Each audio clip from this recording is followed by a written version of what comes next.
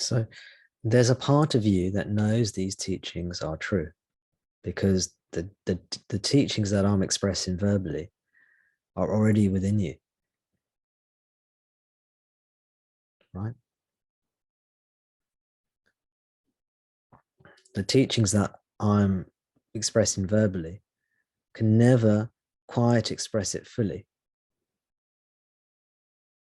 Or to put it more crudely, more bluntly, you can never really put the teaching fully in words in a very accurate way.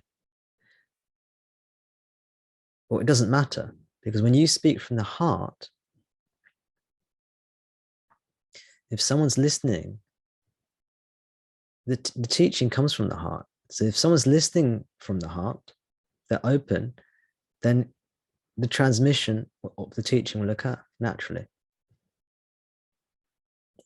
Transmission is not the best word, because it implies that the teacher is giving the student something. It's more, the resonance is a good word, because it's like when somebody describes something that you already knew, and then but you didn't realize you knew it. Has that experience happened to anyone before, where you read something or you hear something being described, you already know it, but you hadn't verbalized it, or you didn't realize you knew it? So when someone says it, you say, oh yes, I knew that already. So that's the transmission. Do you see why transmission is in one way a good word, but in another way not a very good word? It's a communication. Now, communication is like a transmission, right? I mean, I think in the years gone by, they used to call, telegrams and things like that transmissions. It's a form of transmission.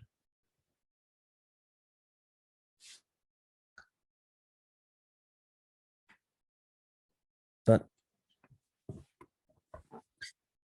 if you're listening with your heart, with your feelings, with your body, with your intuition, which is even deeper than your feelings and your body, actually,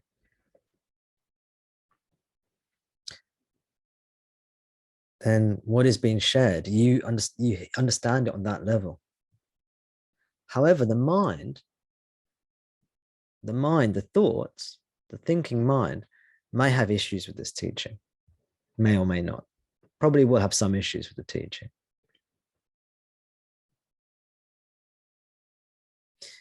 If you're very attached to your mind, to your thinking, and you don't have faith in your own intuition, which the teaching is hopefully rousing on some level,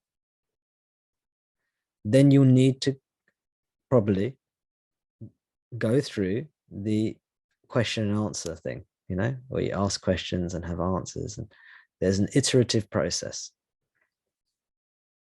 Iterative process means a back and forth process where questions are asked and answers are given, and then the seeker reflects over the answers given and then updates their understanding. Then another question comes, and you see, the mind is basically catching up with what the intuition, the heart already knows. When the mind fully catches up with the heart, it will turn within and abide as the self, or turn towards itself and merge into the self and disappear. That's liberation. That is the end of the mind, end of the ego, end of duality. Ego, mind, duality, these are all synonyms, as I explained earlier.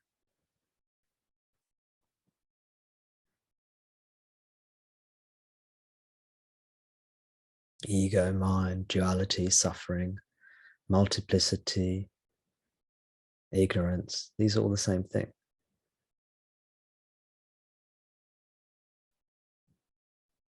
This is the illusion, but there are two, and there isn't. There's only one.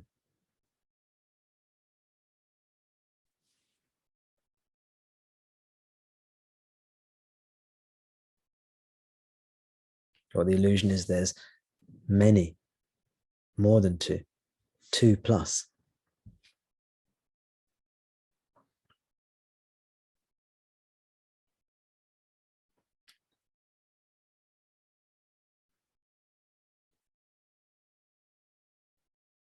So again, to summarize the teaching, we could say the body, the mind, the world are illusory. And that's the bit the mind might have trouble with, understandably. All right. Body, mind, and world are illusory, but what you are is real.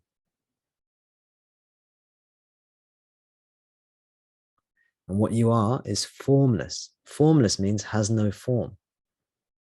It means no forms appear in it, and it has no form.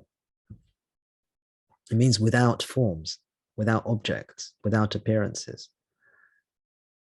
It cannot actually be understood in words. It has to be experienced.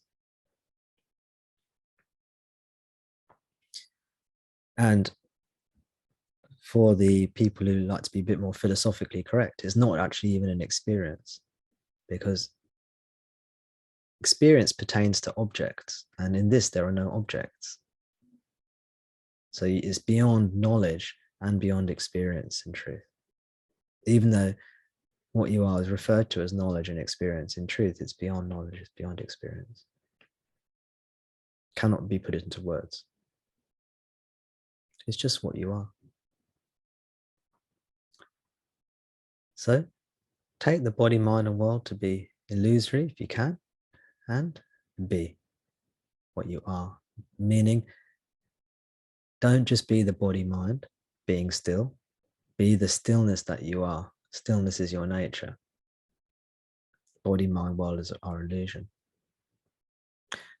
I always have to say, if I remember, I always try and say, practically, you need to look after the body and mind, and you need to do what you need to do in society, in your life, to make sure you're looking after the body, mind, and looking after other people around you and the world around you, as much as as much as your position or station in life asks of you. If you have a responsibility through your work or through your family, you must do those things cheerfully and to the best of your ability.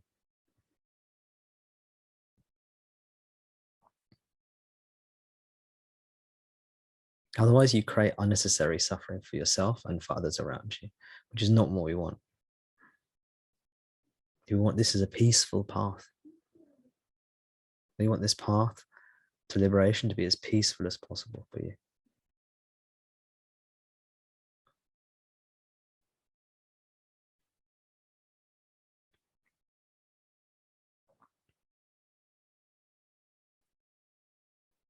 Is everyone with me? There's a couple of other things I think I want to quickly say. I just want to check, is everyone with me on those things? Because if you're not, I'm very happy to stop and take questions on anything I've said so far, because I've said a fair bit. So any questions on that bit so far? So if you have any questions, you just raise your hand like Demetrius just did. Demetrius, yes. Welcome.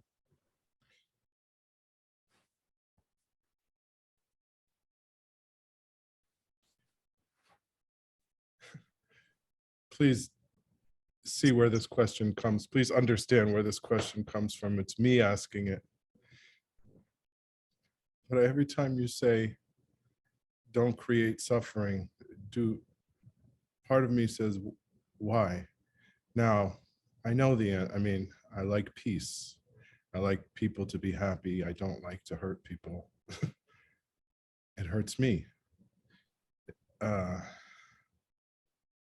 But the relationship between there never having been any suffering and then, well, don't create unnecessary suffering.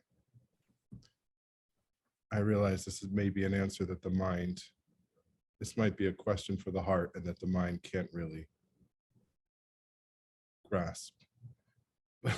Part of me, there's a voice that says, well, why? Not that I want permission to be mean. I don't want to be mean at all, ever. So yeah. Is your question, when I said there's that caveat, which is basically when we're on this path, we take body, mind, world to be illusory if we're able to. Not everyone's going to be able to do that. Yeah. But as much as we're able to, Yeah. If we're not able to do that, there are other teachings we can do. But if you're able to believe that somehow, then it's a fast track to liberation, which is why Bhagavan recommends it on the path of knowledge, path of self-inquiry. But then I said, make sure you're good to the body, make sure you're good to the mind, make sure you're good to the world, essentially, and do your responsibility. And your question is, well, why? Is that right? Yeah. Yeah. And you've said, well, I don't really want to be evil or nasty or whatever, but still there's a logical point you're making, isn't it? The mind says, well, logically, if it's an illusion, well, why? It's a safeguard in the teaching. It's a practical safeguard. Most people who resonate with this kind of teaching, they already know this, they already know that know is even the wrong word. There's a part of, I assume, and I may be wrong with some of you, but I assume most of you are morally and ethically developed to the point where you don't typically want to hurt other people, and you don't want to create unnecessary suffering in yourself or in others, and you don't want to unnecessarily destroy things in the world. You don't unnecessarily want to harm the environment unless you're forced to, Now, some of you may more fully embody those values, and some of you may less fully embody those values, but I'm assuming in most of you, a level of ethical and moral development in your body minds to have that already in you, right? If it isn't, so if you're someone who didn't have that ethical development, that moral development in you, you probably are not going to be attracted to this kind of teaching. Very few people are attracted to this kind of teaching anyway. So I'm just putting into words like a disclaimer that hopefully most of you don't need. Right? But this kind of video might go out on YouTube. And I don't want to be misunderstood.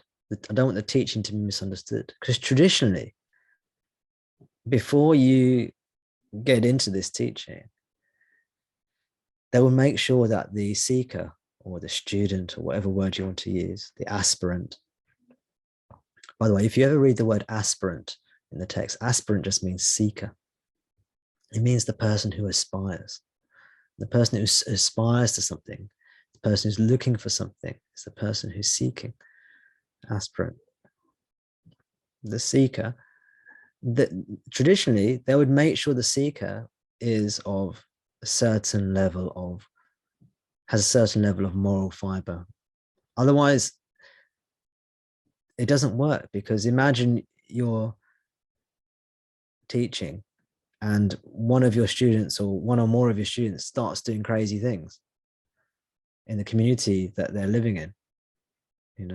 That doesn't work. You can see that. So we're teaching now in a modern day setting on Zoom. And then some of these clips go onto YouTube, and there's no vetting process. Anyone can watch this stuff. So these caveats, these disclaimers, these practical things are put in, which probably, hopefully, goes without saying. Meaning that even if I didn't say it, you would probably, hopefully, understand that. And again, traditionally, these teachings are given in a sense of intimacy. There's this intimacy between a teacher and a student. Often they'll live near each other. Again, centuries ago, the teacher would live in the same village as the people seeking, or very nearby, and they'll be well known to the community, maybe for generations, or generation above, generation below will know the teacher already. There'll be a relationship there. So these sorts of things naturally develop. But here in this wonderful situation, this more modern situation where anyone can, with a few clicks can join, the meeting, these things which are implicit in the teaching, I try and make them explicit and clear.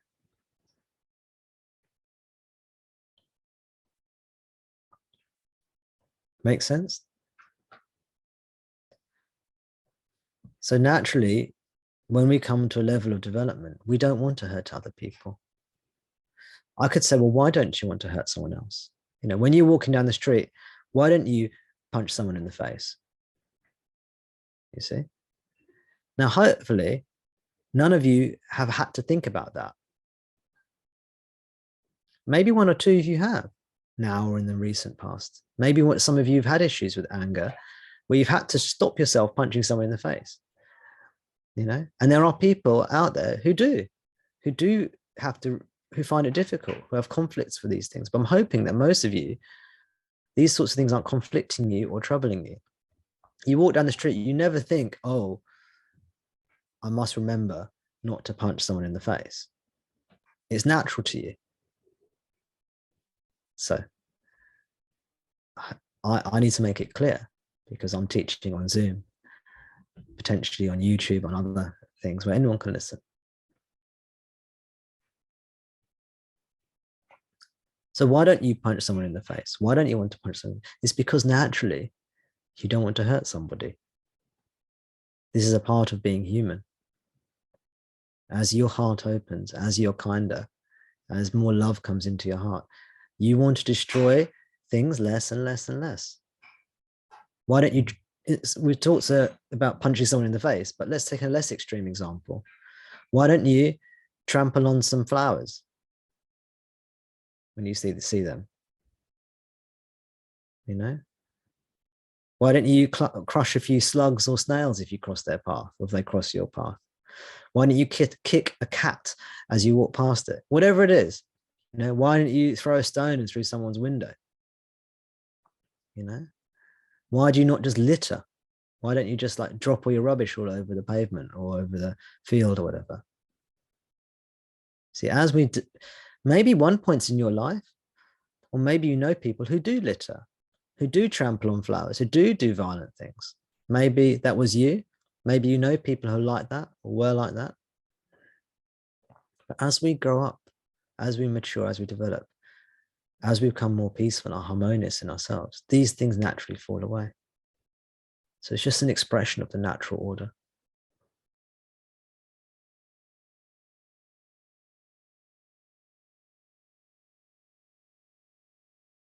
If you do have issues with those things, if you find yourself being compelled to destroy things, either destroy things outside of you or self-destructive things, harm your body, harm your mind, then there are other things you may need either before you engage with these teachings or alongside engaging with these teachings. Therapies, psychologies, healing modalities, whatever it is, you know.